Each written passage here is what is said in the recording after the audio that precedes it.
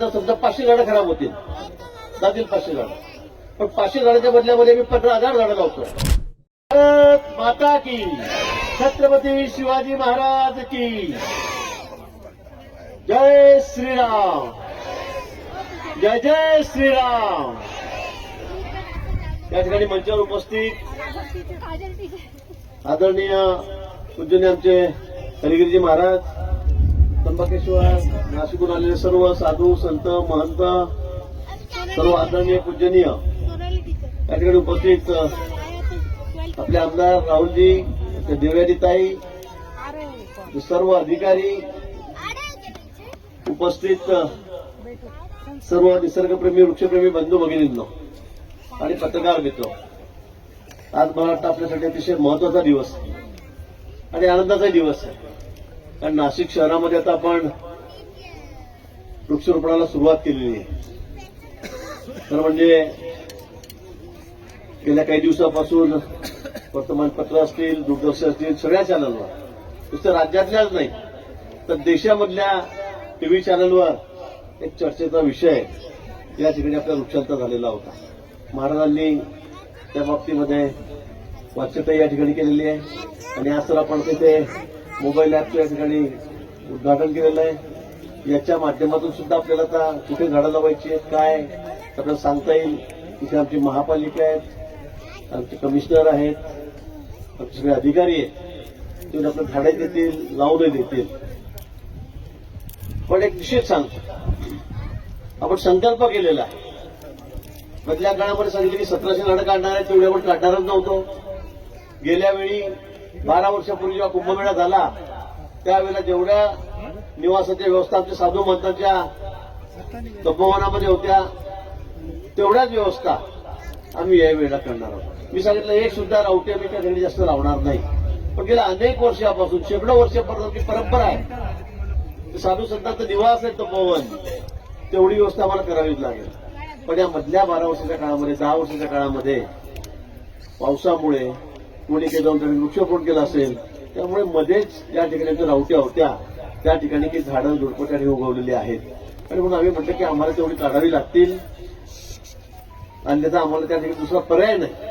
आणि संत त्या ठिकाणीच राहत आहेत, सगळे साधू संत महंत देशभरातून आलेले ते त्या ठिकाणी राहत आहेत.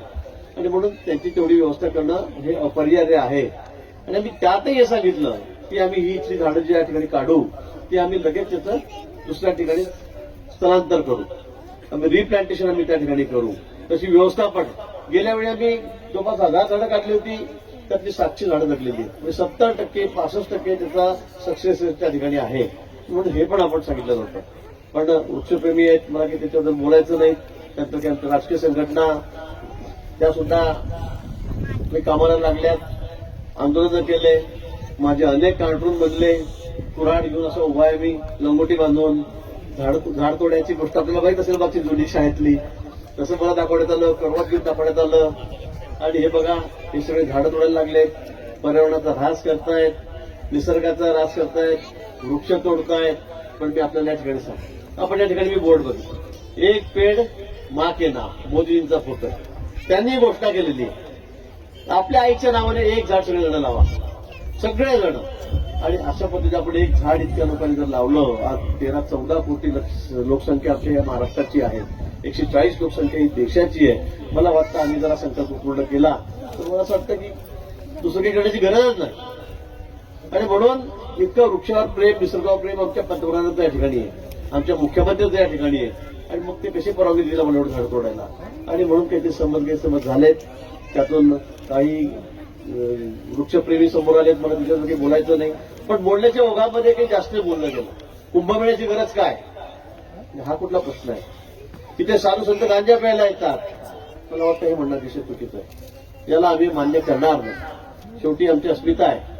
कुंभमेळा देशामध्ये 3 ठिकाणी आणि त्यातलं सर्वात महत्वाचं स्थान हे या ठिकाणी त्र्यंबकेश्वरचं आहे, नाशिकचंही आहे, प्रयागराजचंही आहे, उज्जैनचं आहे.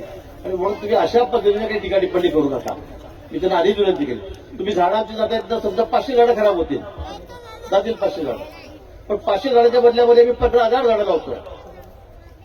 अजून काय पाहिजे. आणि झाडं तुम्ही बघतात, त्यांनी सांगितलं की नुसते झाडं लावतात, छोटे छोटे 2-2 फुटाचे, 1-1 फुटाचे. पुढच्या वर्षी दिसत नाही. आता यातलं एकही झाड 15,000 झाडामधलं एकही झाड मरणार नाही. एकही झाड 100% सगळी जी झाडं आहेत ती सगळी आम्ही जगवणार आहोत. त्यातलं एकही झाड मेलेलं असेल तर मला सांगा. आम्ही 200-500 झाड एक्स्ट्रा ठेवू.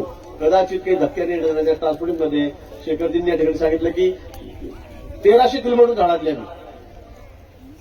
मी लगेच त्या दिवशी कार्यक्रम संपला, आमचा इलेक्शन झालं, मतदान झालं, 6 वाजता 5:30 वाजता आला आणि मी 7 वाजेचं विमान घेतलं. जळगाव हैदराबाद विमान होतं, त्यात बसलो, हैदराबादला गेलो. तिथून 400-500 किलोमीटर पुढे त्या ठिकाणी राजमुद्रीला गेलो. तिथे दुसऱ्या दिवशी दिवसभर थांबून सगळी झाडं सिलेक्ट केली, ती बाजूला काढली आणि ती झाड लगेच त्या ठिकाणी यायला सुरुवात झाली. महाराष्ट्रातील सर्व बातम्यांचे विश्वासार्ह व्यासपीठ. सकाळच्या सर्व सोशल मीडिया प्लॅटफॉर्मला लाईक, फॉलो आणि सबस्क्राईब करा. तसंच सर्व नोटिफिकेशनसाठी बेल आयकॉन प्रेस करायला विसरू नका.